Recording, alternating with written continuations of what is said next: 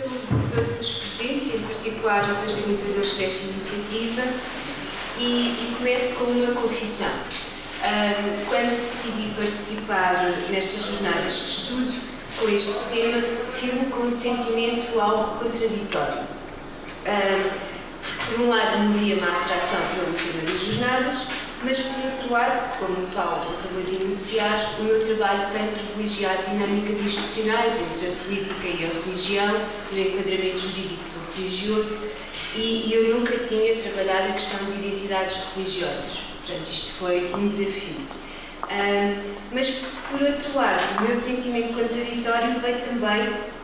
de uma circunstância que foi a de ter tido o privilégio de trabalhar e de ter tido uma relação de amizade com a engenheira Maria de Lourdes Pinto da Silva, além de, depois do seu desaparecimento, em 2004, ter trabalhado na fundação que criou e ter organizado o seu arquivo histórico. Digo-vos isto porque sinto que esta dimensão pessoal me condiciona e peço-vos que me escutem tendo presente esta dimensão, porque as hipóteses interpretativas que eu coloco aqui, elas interligam-se muito com a minha própria memória. E dito isto, então, quero explicar que parte para a análise do discurso religioso de Maria de Lourdes, tendo em conta a conceptualização que Daniel Hirpelé faz sobre a linhagem crente, sendo que a autora defende que qualquer crença pode ser objeto de uma formulação religiosa, desde que encontre a sua legitimidade na evocação da autoridade de uma tradição. Tenho ainda presente outra noção conceptual da mesma autora, que nos ensina que as identidades religiosas são construções do sujeito a partir de diversos recursos simbólicos postos à sua disposição em função das experiências em que estão implicados. Com efeito, será pela observação de que o catolicismo foi o universo de crença de Maria de Lourdes e não perdendo de vista que esta personalidade, desde a sua juventude, se viu confirmada pelas autoridades religiosas, mas também por destacados dirigentes do laicado, como uma importante dirigente eclesial no âmbito da Igreja Católica Portuguesa, que procurarei explicitar que formulações do querer desenhou e, sobretudo, que laços procurou estabelecer entre as suas próprias experiências de expressão e sociabilidades religiosas e as lógicas de crentes de sucessivas gerações. Por outras palavras, tentarei verificar que relação existiu entre o desenvolvimento da experiência individual da crença em Maria de Lourdes e as estratégias de transmissão a que recorreu a fim de dar continuidade à linhagem onde se inseria e de realizá-la socialmente. Para fazer este exercício, segui um segmento temporal da trajetória de vida de Maria de Lourdes, o período compreendido entre 68 e 2004, por julgar que é aquele em que Maria de Lourdes nos surge já com uma identidade religiosa fortemente constituída,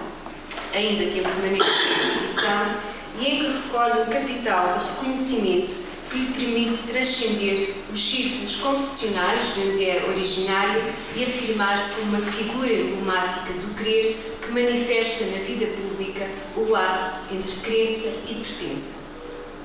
Escolhi também observar o que Maria de Lourdes pensou neste intervalo temporal sobre o papel das mulheres no cristianismo, por considerar que este é um dos eixos centrais da religação que sempre tentou fazer entre o processo de construção simbólica da sua identidade religiosa e outros percursos religiosos individuais, de onde não esteve ausente uma aspiração utópica de retomar uma religiosidade com forte influência social, não direcionada para benefício da presença institucional da Igreja, mas em prol da comunidade humana, mediante a promoção e a realização de valores evangélicos. Não abordarei aqui naturalmente, mas creio que o outro eixo de pensamento da Maria de Lourdes, onde se verificam estas características, é na relação que sempre estabeleceu entre responsabilidade cristã e compromisso político. Saliento que dou por adquirido que todos aqueles que me estão a ouvir conhecem os principais envolvimentos eclesiais de Maria de Lourdes que contribuíram para a sua afirmação como dirigente eclesial. mas mesmo assim vou sublinhá-los muito rapidamente. A sua presidência da Juventude Católica Feminina entre 52 e 56, em particular o facto de ter assumido com a Décia das Nunes a presidência do primeiro Congresso Nacional da Juventude Universitária Católica, a sua eleição por aclamação para o cargo de Presidente Internacional da Pax Romana, Movimento Internacional dos Estudantes Católicos, entre 56 e 58, e finalmente a sua responsabilidade na fundação em Portugal, em 57, com Teresa Santa Clara Gomes, do Movimento Grau, Movimento Internacional de Mulheres Cristãs. Para construir esta exposição, trabalhei em concreto alguns textos de Maria de Lourdes que estão acessíveis ao público, alguns publicados no boletim do Grau, o Igreja em Diálogo, são textos de 67 e 75, e posteriormente reunidos por Maria de Lourdes num pequeno livro designado Imaginária Igreja, que publica em 1980, e outros ainda editados no seu livro Os Novos Feminismos, também de 80, sendo que neste recolhe conferências que proferiu na Faculdade de Teologia e Ciências Religiosas do Instituto Católico de Paris, entre fevereiro e março de 79. E por último, trabalhei algumas conferências que realizou entre 1989 e 2004, cujos escritos estão disponíveis no portal que disponibiliza o seu arquivo histórico. Creio que os anos de 1968 e 69 representam um ponto de chegada no itinerário de Maria de Lourdes, que nessa época apresenta já modulações significativas da sua identidade religiosa. É possível defender que tais modulações ocorreram, em particular, por duas vias. Uma, pela sua decisão de integrar e permanecer como membro de um grupo de crentes, o Grau, que podemos aqui identificar, do ponto de vista social e por facilidade de expressão, como uma comunidade, enquanto rede efetiva de pessoas, no seio da qual a identidade religiosa se exprime e se transmite, e outra, pela adesão de Maria de Lourdes, outra via, que foi fazendo pela sua adesão a determinados conteúdos teológicos e correntes filosóficas. Recorde-se que entre o final dos anos 50 e inícios da década de 70, Maria de Lourdes atualizou o seu pensamento com recurso a autores como Teilhard de Chardin, Yves Congar, Moltmann, Sheila Becks, Maurice Bellet e Chenu. Incorporou também o contributo de correntes humanistas e filosóficas, como o personalismo e o existencialismo, visitando autores como Heidegger e Gabriel Marcel. Foi ainda seduzida por pressupostos do processo de conscientização de Paulo Freire e é também importante a recepção positiva que faz ao Concílio Vaticano II, tal como às doutrinas pastorais desenvolvidas pelos magistérios pontifícios de João XXIII e Paulo VI. Ainda que a descoberta de alguns destes autores tenha sido anterior à sua adesão ao Grau, será no âmbito deste movimento que Maria de Lourdes aprofundará o estudo destes pensadores, tanto no contexto nacional como internacional do movimento. Recorde-se que foi vice-presidente do Grau Internacional entre 64 e 69. Do ponto de vista da sua formação intelectual e teológica, foram também ainda importantes a sua passagem pelo terceiro Congresso Mundial do Apostolado dos Leigos, realizado em Roma em 67, e pelo Conselho Mundial das Igrejas, para o qual foi designada por Paulo VI como representante da Igreja Católica num grupo de ligação ecuménica àquela estrutura, entre 66 e 1970. A decisão de Maria de Lourdes de integrar o Grau merece ser sublinhada pela modelagem que tal ato operou na definição da sua identidade religiosa. Esta escolha significou uma reorganização global da sua vida pela integração numa comunidade, mas também pela aceitação de novas normas pelas quais a sua vida se passou a reger. Em boa medida, pode ler-se aí uma conversão sua, ainda que a partir do interior do universo de crença que lhe era familiar, o catolicismo. Com esta decisão, Maria de Lourdes transcendeu o compromisso de tipo militante que experimentara até então, ao qual podemos associar os seus anos de passagem pela JUC e pela Pax Romana, e que se pode definir, grosso modo, como um trabalho a um tempo individual e coletivo que procurava reconquistar para a Igreja, o seu lugar num mundo secularizado. Não discutirei aqui as motivações desta conversão, mas tenho a insistir que ela traduziu um questionamento da sua pertença religiosa e que a nova escolha por uma adesão comunitária teve o significado de produzir não só uma reformulação da sua identidade religiosa, mas também da identidade social, no sentido em que provocou a reorganização de sentido da sua própria vida.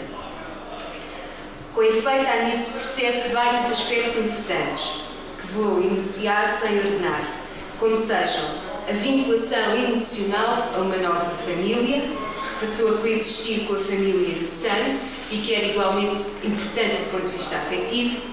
a adesão a uma nova dimensão cultural e estética, que favoreceu a redescoberta da Bíblia e das tradições históricas do cristianismo, e uma valorização de uma determinada estética da simbólica cristã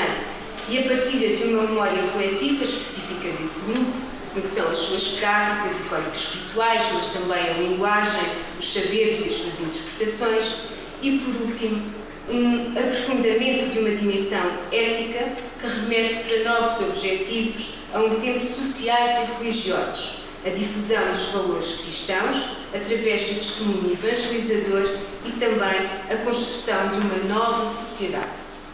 A dedicação integral, nacional e internacional a um trabalho sociológico centrado na mulher e na sua presença na sociedade será o lado mais visível desta dimensão ética.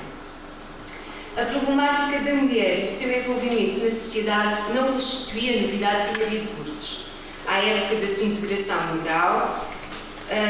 dado que desde a sua juventude a trabalhar em contextos específicos, como a Mocidade Portuguesa Feminina,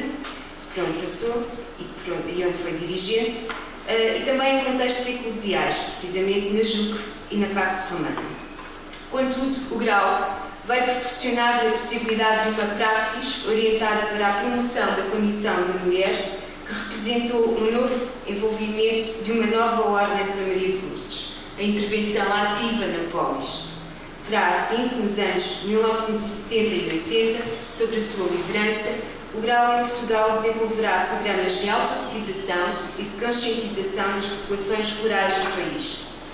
Posteriormente, em especial a partir da década de 1990, o movimento virá também a dinamizar ações socioculturais e de promoção do papel das mulheres no espaço público, sendo que alguns dos programas foram concebidos por Maria de Lourdes, também a partir do que recolhia da sua experiência internacional.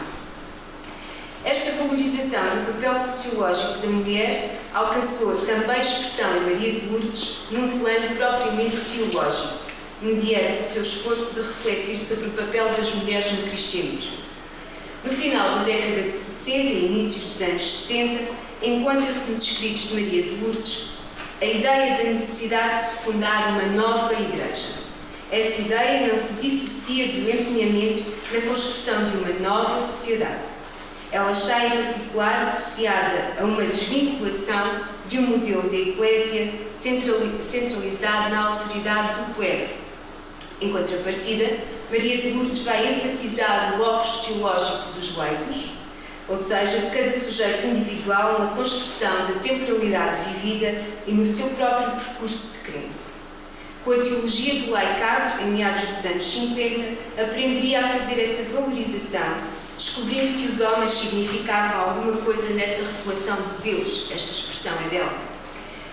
Mas reforçou esta convicção com a teologia das realidades terrestres, enunciada no Concílio Vaticano II, que apontava o mundo como lugar de responsabilidade dos cristãos e de comunidades de crentes. Nesta linha, viria também a acompanhar os desenvolvimentos subsequentes da teologia das realidades terrestres, a teologia do desenvolvimento, a teologia política e a teologia da libertação.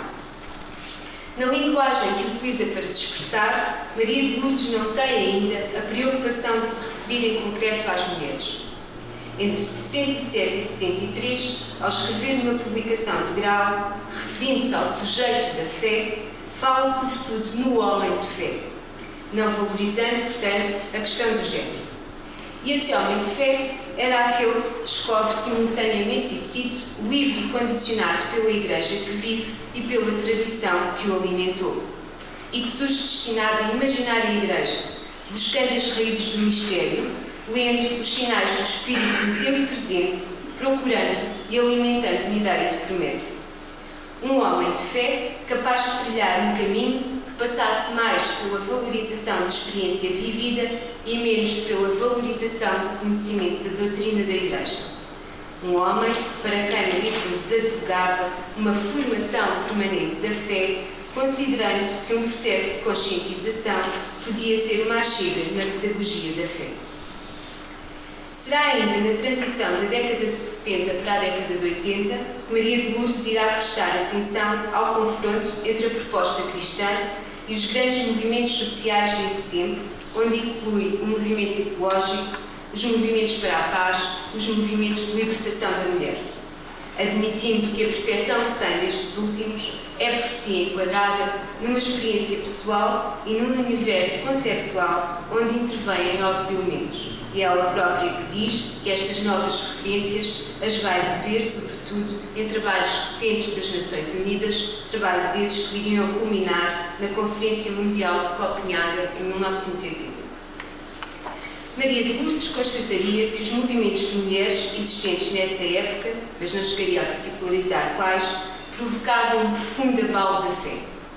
quer por via da produção literária e da autoria de mulheres, quer por via da ousadia de certas posições assumidas por mulheres no interior da Igreja, ao constatarem a hegemónica cultura masculina da simbólica primordial cristã. Não estranhava, portanto, que fosse a partir da elaboração teológica por parte de mulheres que surgisse uma denúncia incisiva de tudo o que nas teorias mariânicas era, afinal, a divinização de meras normas nascidas de comportamentos e conceitos patriarcais, bem como se procurasse redefinir o papel da Virgem Maria na história da salvação, tentando entender que na sua pessoa e na história esclarece a palavra, dizia, que hoje se pronuncia nos movimentos de mulheres. Neste sentido, iria ainda identificar a existência de uma subcultura feminina nos próprios textos bíblicos, a partir de elementos que recolheria na literatura dos padres da Igreja e em passagens da Bíblia, revelando neste caso em particular apreço pelo livro do profeta Isaías. Sob a influência da investigação da teóloga americana Mary Daly, Maria de Lourdes chegará a propor, por exemplo, ao público que a escuta na Faculdade de Teologia e Ciências Religiosas do Instituto Católico de Paris que sejam feitos alguns exercícios como assinalar-se a imagem que a mulher assume na Bíblia, através da análise de vários papéis das mulheres que são mencionadas nas Escrituras. Propõe ainda que se reescreva a Bíblia do ponto de vista da opressão das mulheres. E propõe também que seja captado o processo espiritual vivenciado pelas mulheres descritas nas narrativas bíblicas. Particularizando como especialmente importante na corrente feminista sua contemporânea o papel dos grupos de mulheres cristãs, Maria de Lourdes defenderá que os mesmos representam uma força nova no cristianismo, situando-se no fluxo histórico do diálogo de Deus com a humanidade, pela possibilidade que criam às mulheres de reencontrarem a sua palavra singular e plural e de oferecerem à mensagem de Cristo um meio social em que a sua radicalidade possa tomar forma. Reteria por essa razão uma perplexidade, a ignorância que mostravam muitos cristãos em relação aos novos movimentos de mulheres, como se tal fenómeno não dissesse respeito à fé ou fosse socialmente irrelevante. Dentro do universo de mulheres cristãs, Maria de Lourdes notou que existiam diferenças.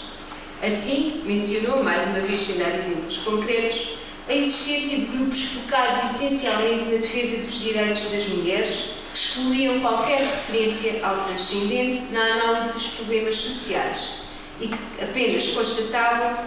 o papel histórico que a Igreja desempenhara no reforço das estruturas masculinas e patriarcais e na interiorização de certos interditos pelas mulheres. Apontou ainda para um segundo tipo de grupos de mulheres, aqueles que dão, diz, livre curso à palavra inédita e não censuram o discurso que se abre para o transcendente, dando a impressão de atingirem a quase blasfémia pela forma como descrevem factos e acontecimentos do cristianismo. Nestas circunstâncias, encontrar-se-iam as mulheres que se manifestavam, segundo Maria de Lourdes, traumatizadas pelas exigências morais da Igreja e que tinham abandonado há pouco tempo a prática cristã por desejarem libertar-se da tutela do cristianismo. Por último, para Maria de Lourdes, existia uma minoria de grupos em que a evolução do ser mulher se fez através de um processo de conscientização que integrou desde cedo a dimensão religiosa. Estes grupos seriam marcados pela tentativa de entender o cristianismo na sua interação com os modelos sociais relativos à situação das mulheres, além de procederem a uma análise intransigente das estruturas eclesiais no que contiveram de dominação, alienação ou desprezo do ser mulher. Ainda que valorizasse estes diferentes grupos de mulheres pelo facto de considerar que se podiam tornar um terreno privilegiado onde um dia se viesse a esboçar uma nova forma das mulheres serem a Igreja, Maria de Lourdes não deixaria de considerar redutora a postura de alguns grupos que restringiam o debate sobre o papel das mulheres à possibilidade da sua ordenação. Sem dizer explicitamente, é clara a maior identificação de Maria de Lourdes com o terceiro tipo de grupo que categoriza e onde se pode ler uma projeção da própria ideia do movimento grau, na minha opinião. Inquirida sobre se uma visão que enaltecia a presença dos grupos das mulheres na Igreja podia conter o perigo de potenciar a criação de uma Igreja paralela, Maria de Lourdes responderia que não existia apenas uma concepção de Igreja, como ensinada a doutrina conciliar, que detectara 9 maneiras de reconhecer a Igreja. Ao longo dos anos 80, continuando a refletir sobre o papel das mulheres na Igreja, Maria de Lourdes continua a sublinhar a importância das mulheres viverem com a Igreja visível, tomando a responsabilidade de ultrapassarem tabus ancestrais e de se deixarem conduzir pelo Espírito com coragem para enfrentarem e denunciarem novos interdítos. Nesta década, contudo, registra-se uma evolução ao nível da linguagem com que Maria de Lourdes se passou a expressar. Operando, como até aí, com referências bíblicas ou com as posições teológicas de alguns padres conciliares, Maria de Lourdes introduzirá no seu próprio discurso religioso, ao longo dos anos 80, a noção de uma espiritualidade das mulheres. Esta ideia assentava na imagem das mulheres como parte integrante do povo de Deus, envolvidas na realização de um caminho de pesquisa espiritual. Esse caminho deveria sedimentar-se no acontecimento e na expressão da cultura feminina, de forma a que o ser mulher pudesse manifestar-se em vocação, isto é, na realização de missões em que ganhariam sentido os dons e as condições de vida de cada mulher. Neste horizonte, Maria de Lourdes considerava ainda insuficiente o empenhamento das mulheres cristãs na reivindicação de um estatuto de igualdade entre homens e mulheres. A igualdade a que as mulheres deveriam aspirar teria que ser inédita e subversiva, tocando o fundo do próprio ser no meio da história. E para o desenvolvimento deste percurso, iria retomar um importante filão teológico, surgido no século XIII, com Joaquim de Fiori, que via no Espírito de Cristo uma realidade feminina que ainda não tomara forma. Vai também valorizar uma novidade da posição oficial da Igreja quanto às mulheres, alcançada por João Paulo II, que revelaram o lugar das mulheres no Evangelho como verdadeiras discípulas de Cristo. Mas desta época é também uma crítica sua à Carta Pastoral Mulheres Dignitatem, de 89, em que se chegava à valorização da tarefa da educação, sobretudo pelo enaltecimento da maternidade. Diversos escritos que Maria de Lourdes produziu na década de 90 continuaram a conter referências à ideia da espiritualidade das mulheres. Mas nos últimos anos de vida, Maria de Lourdes abandonou esta terminologia, preferindo falar de humanidade ou simplesmente da pessoa humana ao refletir sobre a espiritualidade. Para um dos últimos textos que escreveria sobre o tema, escolheria o título Uma Espiritualidade para o século XXI. Aí afirmaria que a espiritualidade faz sistema com a cultura, o religioso e a ética e que é exigente de uma representação simbólica que leva até ao limite a capacidade de produzir essa representação. Lembrando mutações históricas no entendimento que a vivência espiritual mereceu aos cristãos, recordava que nos começos do século XX tinha sido nos círculos próximos do modernismo que se reconhecera a autenticidade do percurso espiritual de muitos não cristãos e não hesitava em declarar que no começo do século XXI, sob o signo da espiritualidade, se revelavam sinais de um certo desencanto com categorias teológicas tradicionais. Nessa leitura dos sinais do tempo presente, Maria de Lourdes não descobriria nenhuma desqualificação do religioso. Preferiu antes ler aí traços do laço ôntico que liga todos os humanos à noosfera, alegando que não existe uma fronteira visível na humanidade separando os cristãos de toda a humanidade. A ideia de não fronteira vai recuperar o Adif Congar, que considerava um dos maiores teólogos do século XX e que havia fornecido a imagem da Igreja no limiar. Gente que passa junto ao limiar da Igreja, uns pensando-se fora, outros pensando-se dentro. Essa imagem acompanhara desde cedo. Nos anos 70 servira-se dela para falar da importância dos grupos de mulher na Igreja, nos anos 80 para construir a ideia de uma espiritualidade das mulheres e no fim da vida retomava para constatar que a fronteira entre crentes e não crentes, na sua indefinição, pode conter um descentramento que anula critérios, que relativiza e iguala todas as formas de abertura ao espírito. Porque essa abertura ao espírito tinha como a aventura mais arriscada e, enquanto entendia como um caminho até às fontes primeiras, um contacto vivo com as grandes experiências espirituais e místicas. Interpreta estas palavras finais de Maria de Lourdes, que foram já de facto escritas em 2004, como um testemunho, produzido com a intenção de transmitir que crença e pertença eram atitudes naturais e possíveis num contexto histórico que constatava reticências aos ensinamentos da Igreja e a generalização de comportamentos do querer sem pertencer. Nesse movimento, leio uma mobilização de Maria de Lourdes Pintacilgo pela reativação da identidade crente, mas não necessariamente da identidade confessional, que se destinava a inventar um futuro com possíveis trajetórias de identificação religiosa. Seria esse o propósito que animava o trabalho que nos últimos anos de vida realizou com jovens mulheres,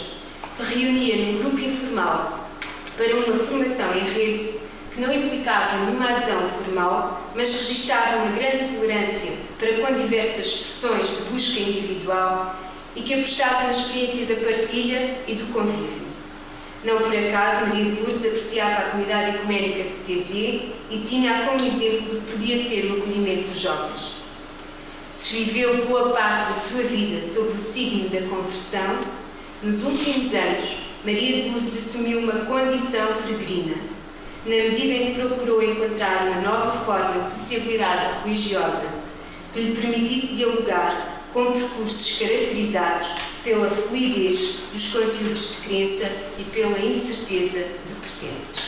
Obrigada.